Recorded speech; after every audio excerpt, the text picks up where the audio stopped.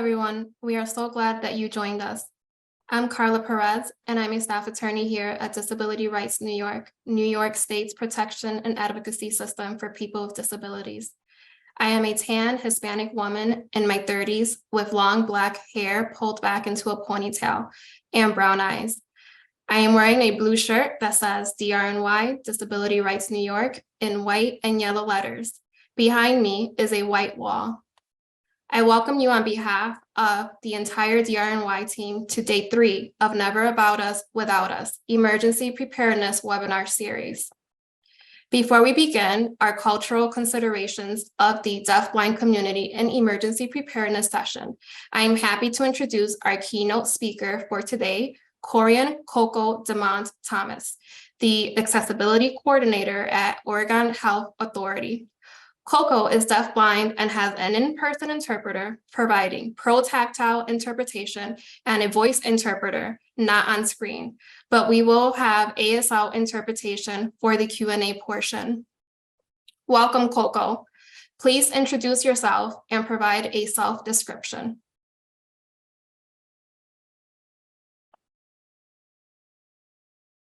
Thank you. Thank you so much. So first, I would like to thank you all for this exciting opportunity to be part of this conference. Never About Us Without Us, Emergency Preparedness. I really appreciate the opportunity. Happy to introduce myself. My name is Corian Coco Thomas. My pronouns are Coco, he, him, his. I'm a Black man, I'm deafblind, I have a salt and pepper beard, I am bald, and I'm wearing a light blue polo shirt that is short-sleeved. I'm very excited, and I will start this somewhat informally, and I will try to slow it down a bit, so it's not too much all at once. First, I'll provide my bio. I was born in Dallas, Texas, and I was raised at a mainstream school. Then I went to Gallaudet University and got my bachelor's in social work and with a concentration in HIV education. Then I got a master's in public administration, also from Gallaudet. And I have another master's degree in rehab counseling from the University of North Texas. Now I live in Salem, Oregon. We have beautiful weather today. It is getting a bit hot.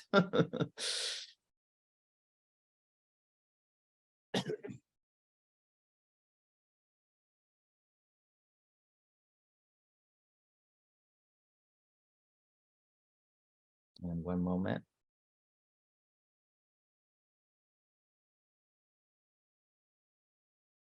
Okay. I want to talk about deafblind culture. The best practice is always inclusion, and it's important to not leave deafblind people out of any planning or considerations. The deafblind community has its own culture, its own traditions and celebrations. Not many, but a few. There are some established organizations, there are schools, there are various things that are set up specifically for the deafblind community. And we largely access the world via touch, but I'll explain more about that when I talk about communication.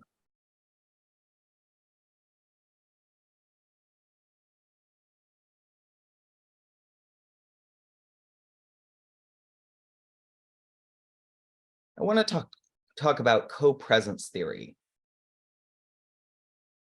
Many of you may be unfamiliar with that term. Copresence is about how we receive information.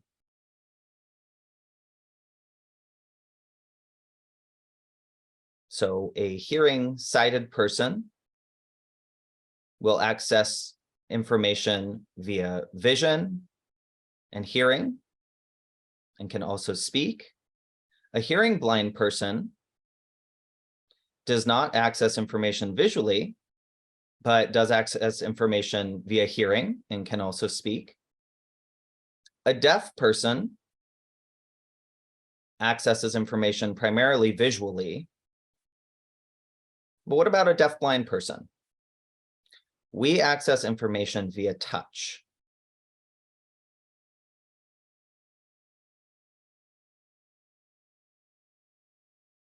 So I want you to be thinking about how to provide deafblind people with information in an equitable way.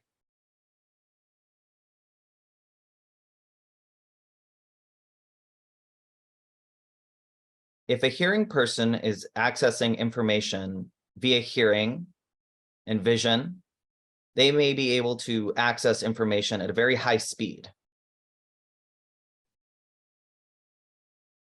But it's important to make sure that information is then relayed to a deafblind person via touch. So in a situation where there is an emergency, such as a fire, it's important that someone informs the deafblind person via touch that there is a fire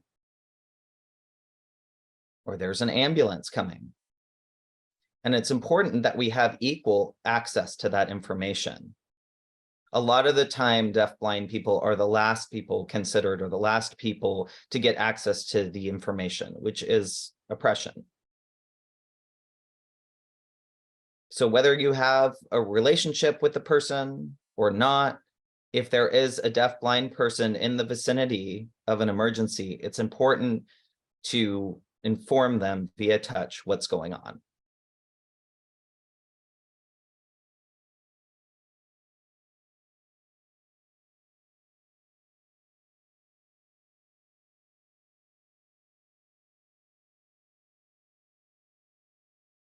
I want to talk about identifying diverse cultural backgrounds and intersectionality.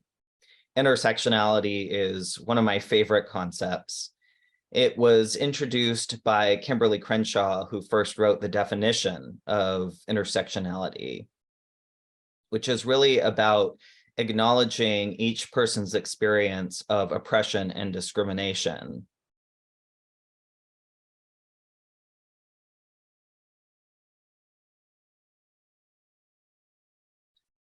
And applying that lens to various situations. So considering people's race, ethnicity, gender, class, all of those aspects of their identity, and applying that lens. The community is very diverse. In the deafblind community, there are Black deafblind people, Hispanic deafblind people, and we want to make sure that we are considering everyone's intersectionalities in the community.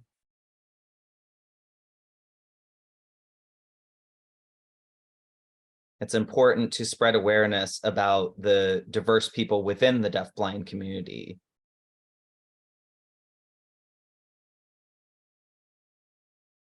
Sometimes a deafblind person who maybe comes from a Spanish-speaking deaf background may have different accessibility than someone from an English-speaking background.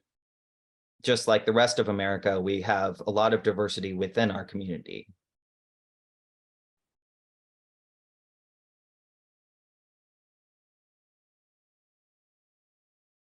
The deafblind community also has diverse communication needs.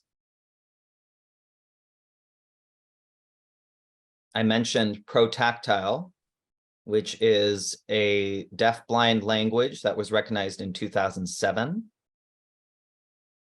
For a long time, people were using tactile language, and then protactile became more widespread. And it is very different from ASL. It is different from haptics. And not to criticize other communication methods, because there are multiple that people may prefer. Protactile, haptics, tactile, close vision, ASL. But it's important to recognize that they are all different methods of communication. And it's up to the deafblind person what their preference is, and it's important to respect that.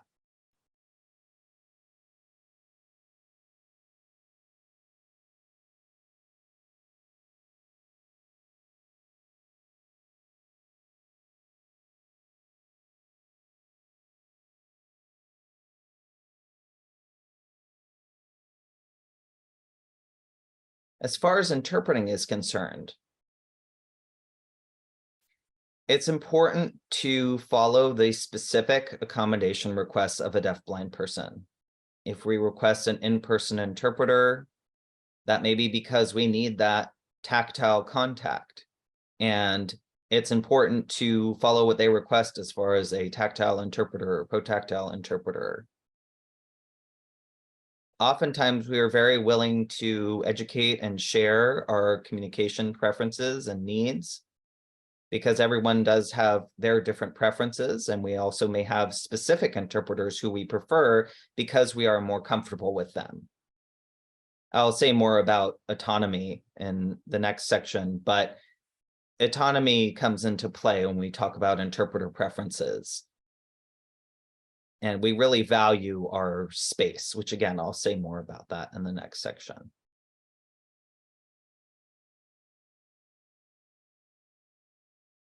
Confidentiality is really important. Any specific information you know about a deafblind person's accessibility preferences is important to keep confidential.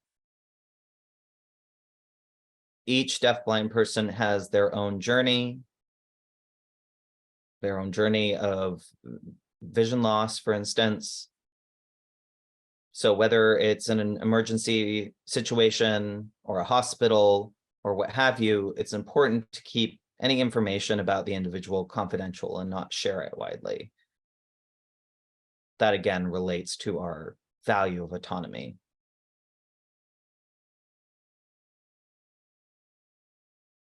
Now I'll say more about equity and autonomy. It's important for each person to be self-governed. Everyone values their own ability to make their own decisions. So it's important to respect deafblind people's autonomy. Now, the level of autonomy each deafblind person may want may vary. And you may find, if you encounter multiple deafblind people, that they all have different preferences. Just like any other people you may encounter in the world, whether they be hearing and blind, deaf, no matter what, it's important that we keep equity in mind and respect people's preferences.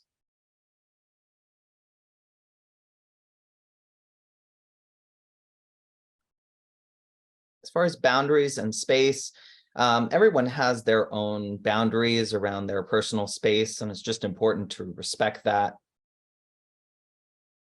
Some deafblind people prefer different levels of touch. They might want touch only on their hands and arms. They might want very close range communication.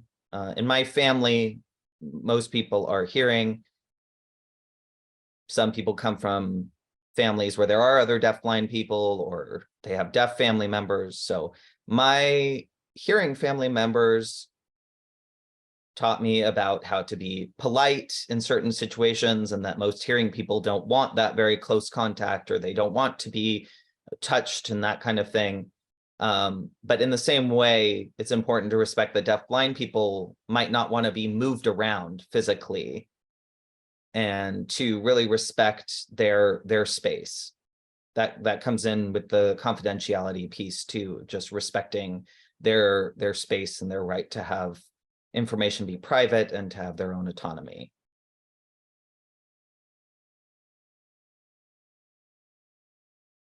As far as ergonomics are concerned, I mentioned about people preferring different types of touch, such as on their hands or arms.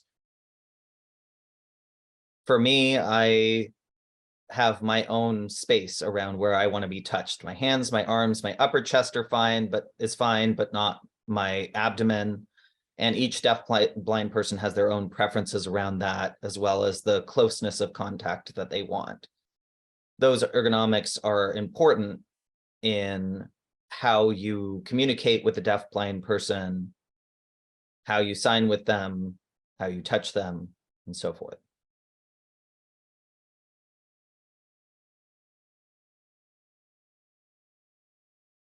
Lastly, I want to provide some resources.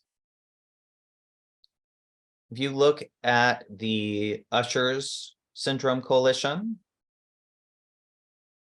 NCOB, Kimberly Crenshaw's book. And then also you can Google a variety of deafblind organizations like the Helen Keller National Center, for example, TBSC, the Deafblind Service Center. There's multiple organizations that you can look up and get more information.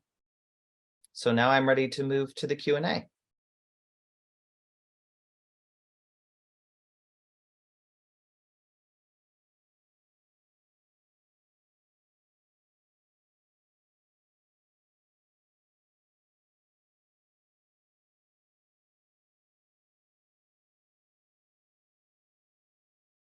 Thank you, Coco. If anyone has any questions, please place them in the Q&A box.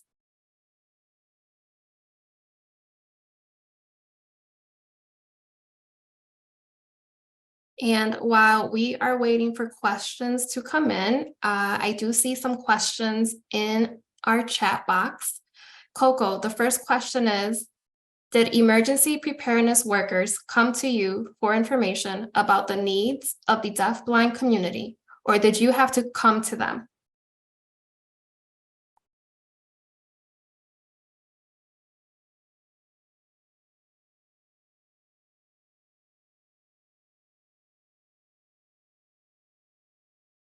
That's a good question. Really, it's gone both ways. So I've had people reach out to me and I've reached out to others, but I try not to do so much reaching out to others just to manage my own energy. But it's really important that emergency preparedness is including deafblind individuals in their planning processes.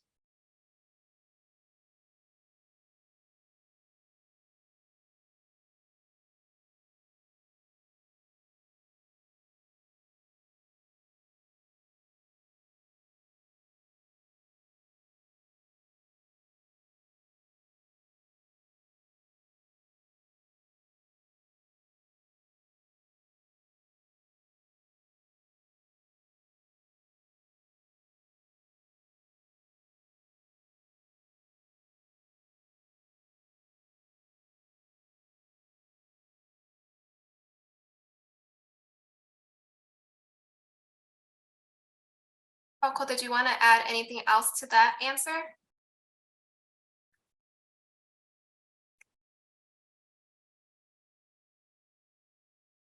I can, sure. Yeah, I'll add some additional comments. So if you're thinking about how to inform a deafblind person of something, deafblind individuals tend to have unique and different needs from the deaf community because deaf people access the world visually. And there's more and more access available for deaf people through ASL interpretation, closed captions, anything that can be provided visually.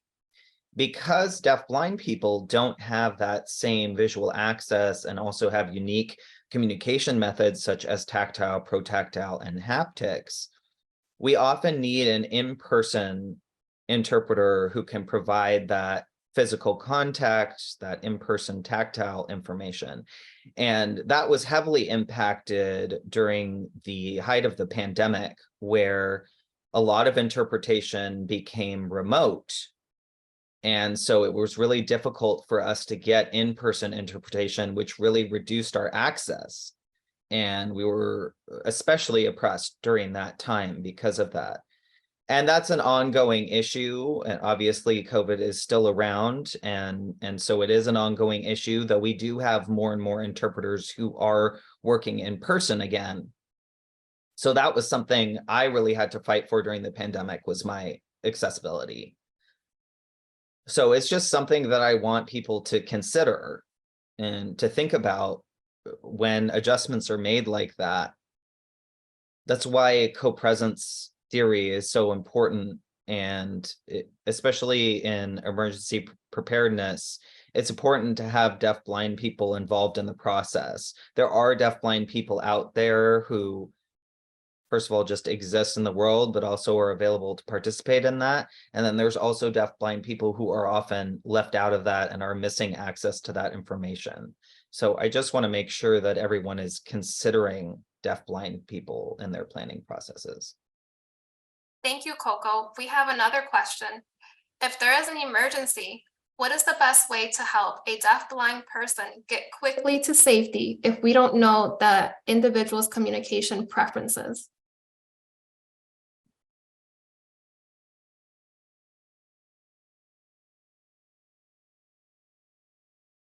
That is a very good question. I would suggest, as part of your emergency preparedness, establishing some kind of emergency interpretation that you can have available. So, for instance, having an agency contact. And then the agency may have the information about the deafblind person and their communication needs, so that in an emergency, you can get an interpreter on site who does know what that deafblind person's communication needs are, whether it's protactile or what have you. So I would suggest having an established relationship with an ASL interpreting agency who can provide that access during an emergency. You can also include deafblind organizations and go over your emergency preparedness plan with them to make sure it's accessible to deafblind people. Also, making sure the deafblind person knows who to contact in the event of an emergency and what to do in case of each particular kind of emergency, whether it's fire, flooding, etc. It would also be important to have someone who can come and guide that deafblind person out of the building to safety, and for yourself to find out in advance what that deafblind person's preferences are. Thank you, Coco. We have someone that's asking for you to provide a historical perspective. What decade did you realize that you had different needs?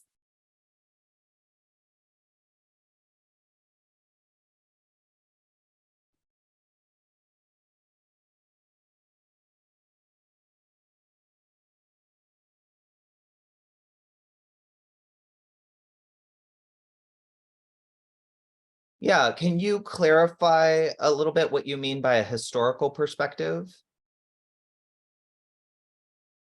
I think the person just wants to know around what time or decade did you realize that you had different needs?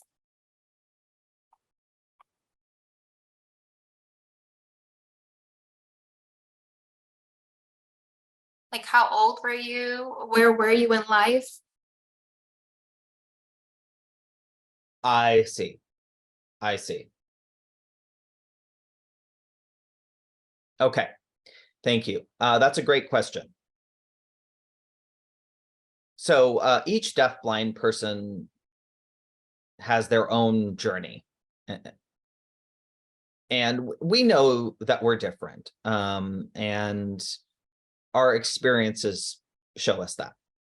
So some deafblind people don't know that they're going to become blind. So before I talk about my own experience, I just want to speak more generally that some are aware earlier on in life and some are not.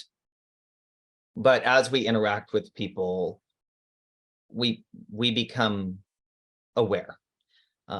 And each person has their own amazing journey and our own experiences growing up and experiencing frustrations and barriers and setbacks and so forth. So there are a lot of barriers that we encounter. There's a lot of different ways that people will overcome those barriers.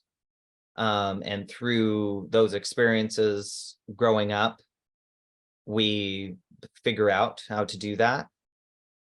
my family knew that I was deaf, and I was taught to speak,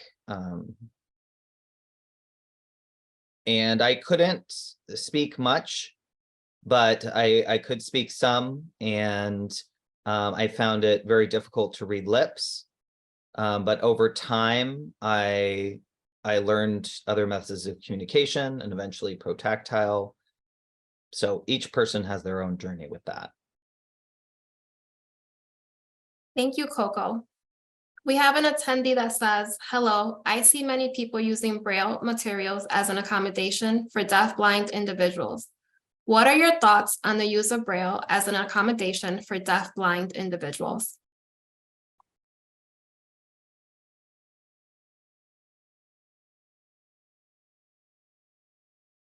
Yeah, so again, each deafblind person has their preferences. Some prefer grade 1 Braille, some prefer grade 2, some prefer large print, some prefer contrasting colors like a black background with white text.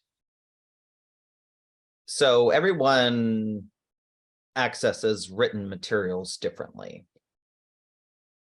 And there are deafblind individuals who use Braille, and that can be accommodation for some. Thank you, Coco. We have an attendee asking, did you undergo any specific disaster preparedness training? Like, is this what I do in a fire, active shooter? And if so, how did you arrange that? Can you speak to that?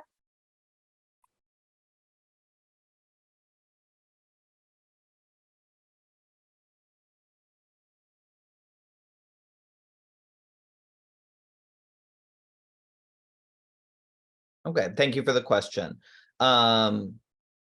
Before I lost my vision, I mentioned that I'm from Dallas, Texas, and we do get some hurricanes there.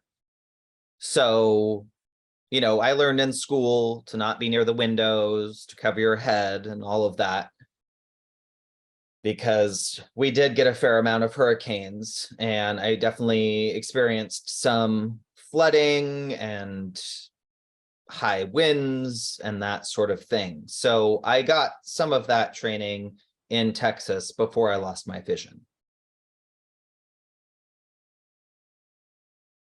As I started to lose my vision, I was living in Seattle, Washington,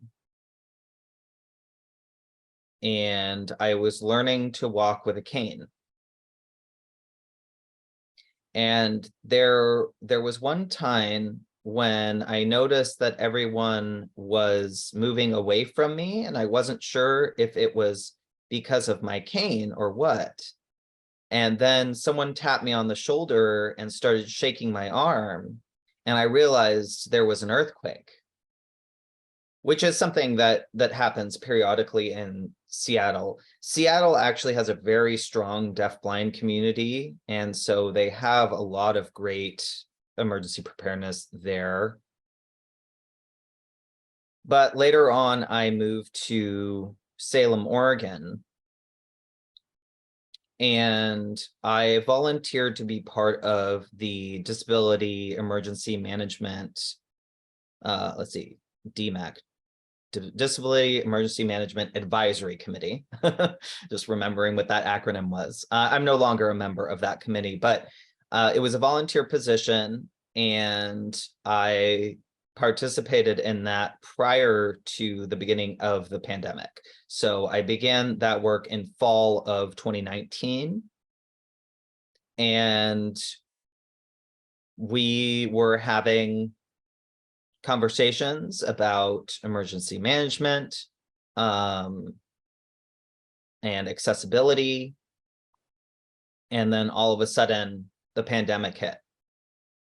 So I was really grateful to be part of that committee at the time. They really supported my accessibility. They provided an in-person interpreter. You know, at the time, there was no vaccine available. Everyone was wearing masks. And people with disabilities were having a hard time accessing the vaccine when it did become available and accessing information about it. Hospitals were not providing in-person interpreters. They would only provide remote interpreters. And fortunately, after a lot of advocacy to get someone in person, the hospital did finally start to provide interpreters. I was able to get the 2 doses of the vaccine. And then there were wildfires.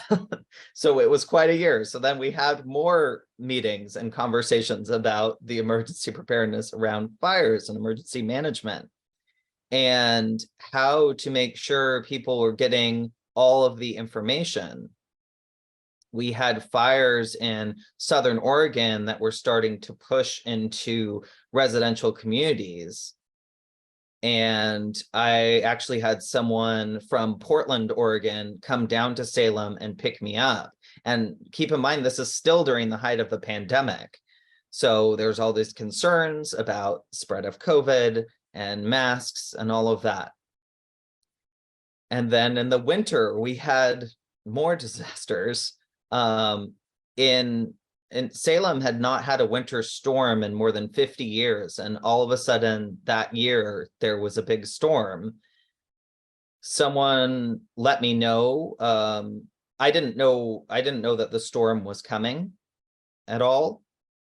And I was very fortunate that when I went out, I did not step on anything on the grass, because I wasn't aware and I couldn't see that there were actually power lines down. I saw some vaguely sort of blue flickering that I couldn't quite make sense of that was on the grass. And so I stayed away from it. And then later on, I realized it was from a down power line. There were periods of no hot water or electricity. It was very cold.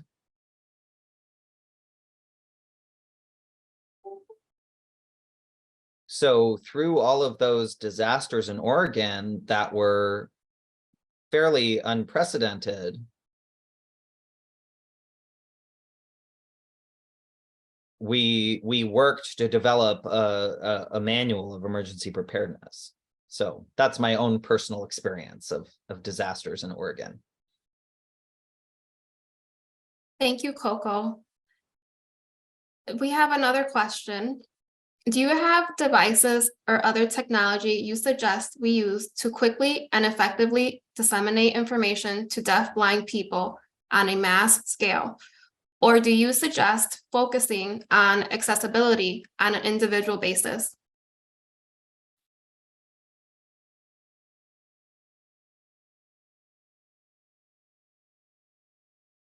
Good question. So a lot of deaf-blind people do use text communication.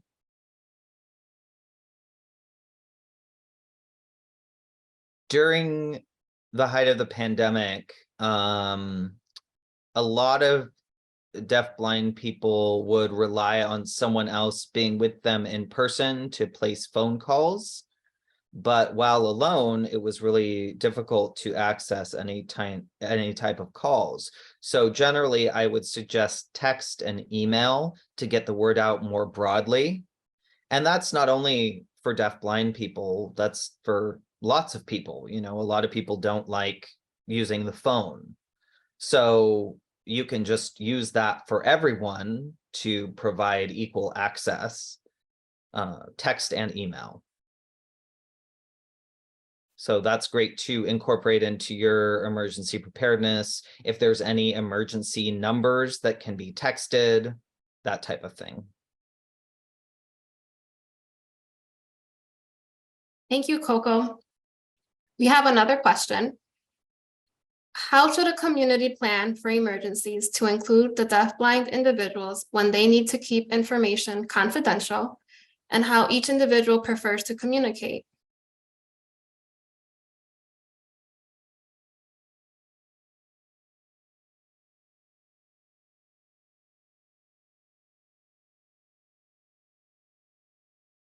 Good question. So deaf-blind people's communication needs, preferences, backgrounds, yes, of course, things need to be kept confidential, but I want to make sure when I'm talking about confidentiality, I'm talking about each person's private needs, preferences, that type of thing that shouldn't be shared widely.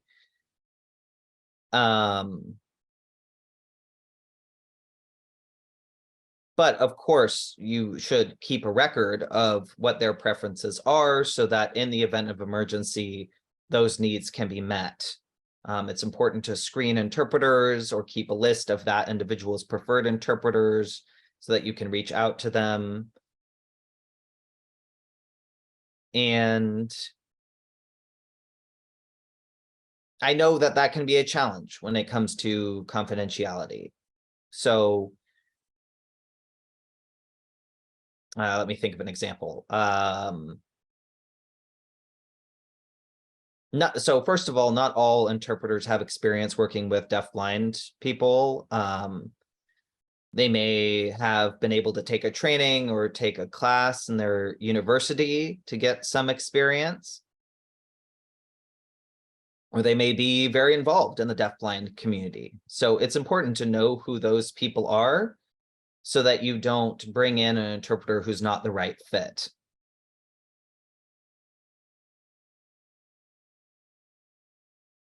Thank you, Coco. We have another question. How can we prepare deafblind individuals from rural areas, and how can the community contribute their time to assist them?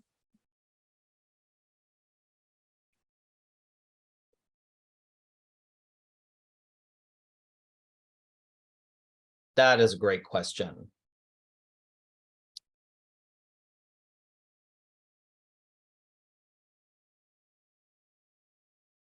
In rural areas, there are a lot of people who are still using TTYs.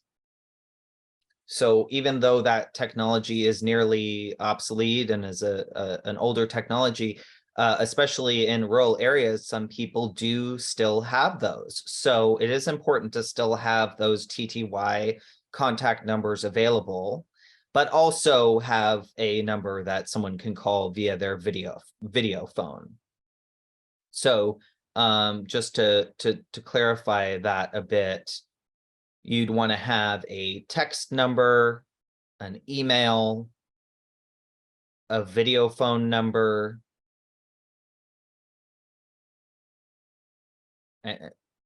and so forth. So a TDD, TTY number.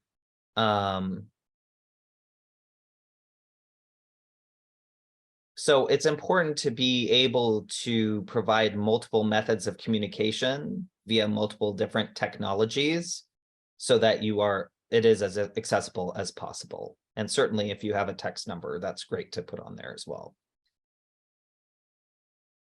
Thank you, Coco.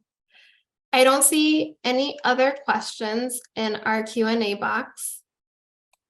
If anyone has additional questions, please put them in the Q&A box.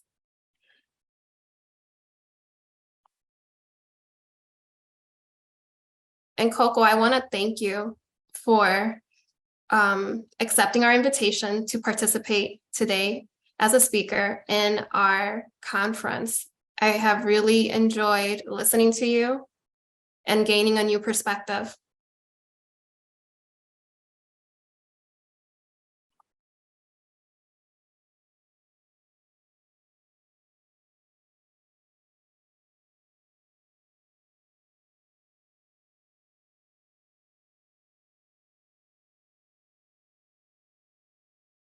Well, I really want to thank you for this exciting opportunity to participate in this conference. Never about us without us.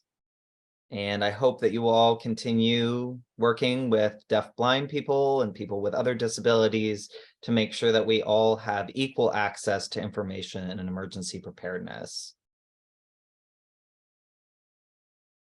I've been really fascinated with this emergency preparedness work and have been really happy to be involved with it.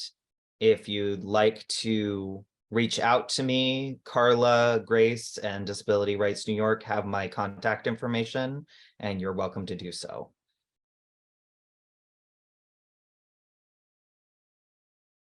Thank you so much.